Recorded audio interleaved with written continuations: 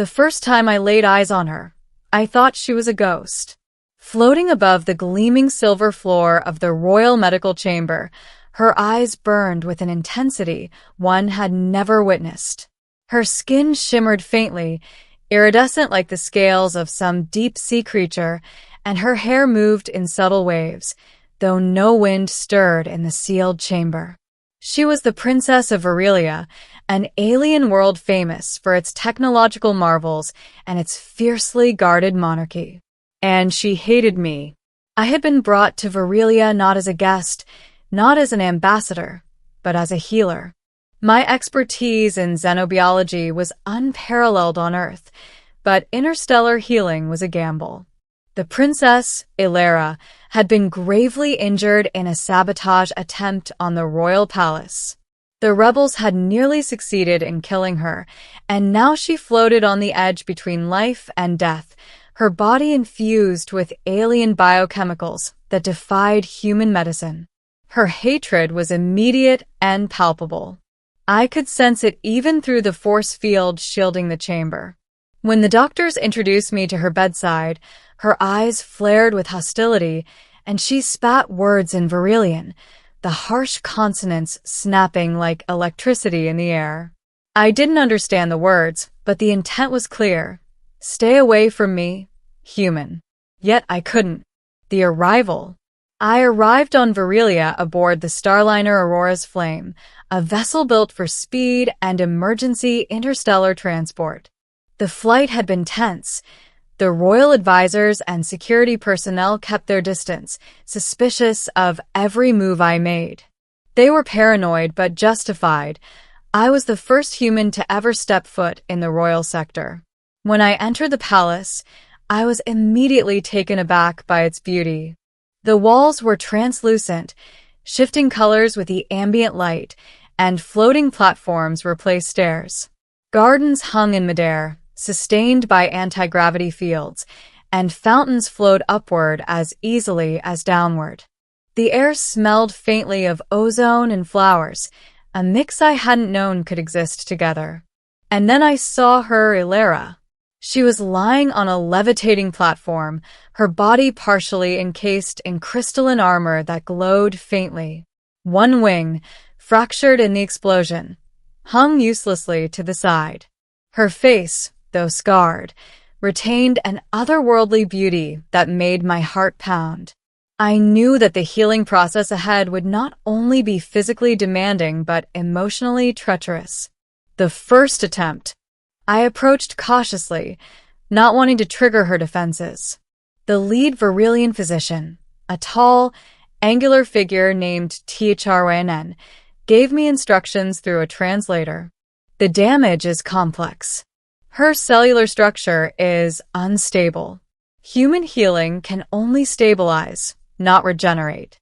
I nodded. That wasn't entirely true. Humans could not normally heal such injuries, but I had spent years researching hybrid biointerfaces, technology that allowed me to interact directly with alien cells. It was experimental, risky, and forbidden in many worlds. But I had no choice. If I failed, the princess would die. I activated the interface and extended my hands toward her.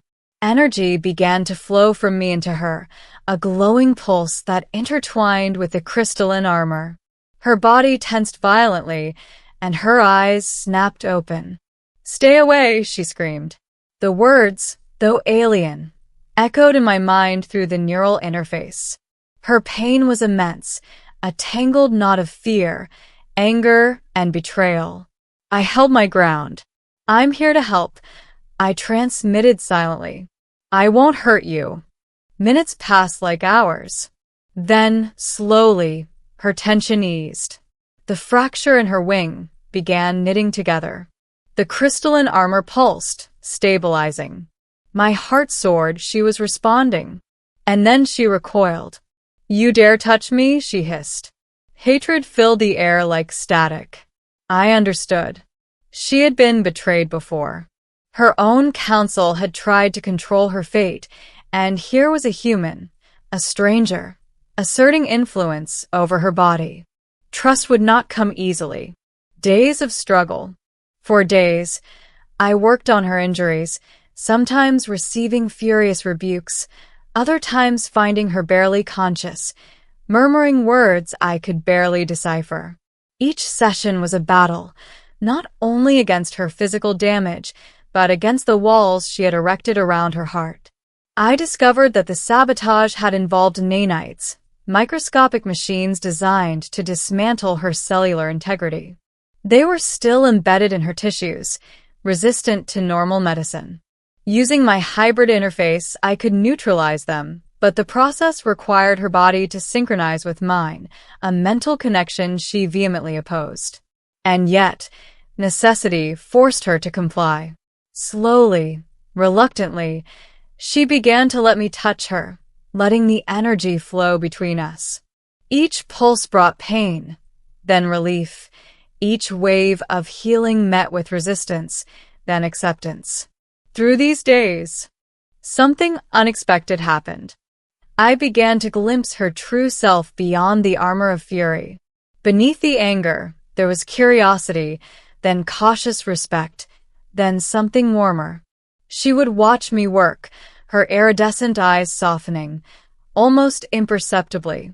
A flicker of a smile appeared once, then vanished. It was subtle, but I noticed. The turning point, the real breakthrough, came during the 6th night of treatment. Ilera had been sleeping, or pretending to, when the alarm sounded. The palace was under attack again, a last desperate attempt by the rebels. THRYNN and the guards rushed her platform toward the evacuation chamber, but her fractured wing could not support her weight. Without thinking, I grabbed her, lifting her in a way only the interface allowed. Energy streams enveloped her, stabilizing her muscles and bones. We moved through the corridors as they lit with laser fire, my body and hers moving in perfect, synchronized rhythm. In that moment, fear vanished, and something else emerged. Ilera's eyes met mine, wide with shock and realization. The hatred was still there, but buried beneath a raw, unguarded recognition. She trusted me. That night, as we secured her in a safe chamber, she spoke to me in a whisper that nearly broke my heart. "Why are you doing this?" I smiled softly. "Because I have to. Because I care." She looked away, her emotions a storm I could not yet navigate. Healing the heart. With the rebellion quelled, the palace quiet, I could focus entirely on her recovery. The nanites were gone, the fractures healed, and her body no longer trembled with residual fear. But the emotional wounds were deeper, more intricate. We spent weeks together. I taught her human concepts, humor, music, poetry. She taught me Varillian history, science, and the art of diplomacy. Slowly, the wall of animosity crumbled. She laughed at my clumsy attempts at Varillian phrases, and I marveled at her fascination with Earth culture. One evening, as we watched the twin moons rise over the floating gardens, she turned to me. Her voice was low, almost hesitant. "I hated you at first," she admitted. "I thought you were an intruder. But I don't anymore." My chest tightened. "And now?" Her eyes glimmered. "Now? I am not sure. But I want to understand you. All of you." It was a beginning. The choice. Weeks turned into months. I became her confidant, her healer, her companion. The court began to notice. Whispers spread through the palace corridors. The advisors questioned why the human was allowed such proximity, why the princess's mood had changed so dramatically. Ilera's transformation was undeniable. She moved with renewed grace, her mind sharp, her laughter frequent. And then came the council's ultimatum. A royal union was expected to secure alliances with neighboring worlds. The suitors were formidable. Alien lords, war heroes, diplomats, yet Ilera's thoughts were elsewhere. She sought me out, alone, in the royal gardens. The anti-gravity platform swayed gently as starlight danced on her iridescent skin. "I have a choice to make," she said, her voice steady but trembling. "And it is not just about politics or duty. It is about my heart." I held my breath. She stepped closer, her eyes locking on mine. "You healed me," she whispered. "Not just my body, but everything. My trust, my fear, my loneliness. And in that, I found something I never expected. I found love." Tears welled in my eyes. "Ilera, I choose you," she said simply. "Not for duty, not for politics.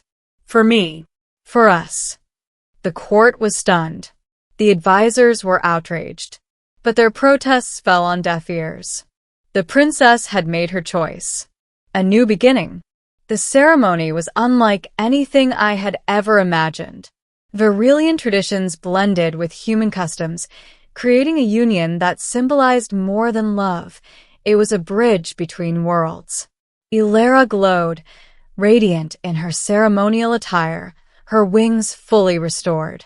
I could hardly believe I was allowed to stand beside her. When the final ritual concluded, she grasped my hands, her eyes full of warmth and mischief. "I still don't entirely trust humans," she teased. "But you are different. And I will spend the rest of my life proving it," I promised. The months that followed were filled with wonder. We explored Varillia together, opened new interstellar initiatives, and even began working on healing protocols for other alien species. Our partnership became legendary. The human who healed the alien princess, the princess who found love in the unlikeliest of hearts. Years later, as we stood atop the floating gardens, watching our children play among the anti-gravity fountains, I realized something profound. Love had a language beyond words, beyond species. It was a choice, a bond forged in the crucible of pain and trust. And we had chosen it together. Ilera leaned her head on my shoulder, her iridescent hair catching the sunlight. "Do you ever regret it?" she asked softly. "Never," I said. "I healed your body, but you healed my soul." And in that moment, I understood the truth. Sometimes, the greatest adventures are not in galaxies traveled or battles won, but in the quiet moments where hearts learn to trust and love becomes a choice worth fighting for. The years passed, but the story of that first healing never faded from the palace halls. Ilera and I continued to grow together, not just as partners but as leaders, healers, and innovators. Varillia flourished under our joint guidance. Our union became a symbol of unity, showing that trust and courage could bridge even the most impossible divides. We founded the Interstellar Healing Initiative, combining human medicine and Varillian technology to treat injured beings across galaxies. Ships carrying our medical teams traveled to war-torn planets, disaster zones, and rebel territories, bringing hope where there had been only fear. Every life saved was a reminder of how fragile trust was and how powerful it could become when nurtured. Ilera's eyes, once sharp with suspicion, now sparkled with laughter and warmth.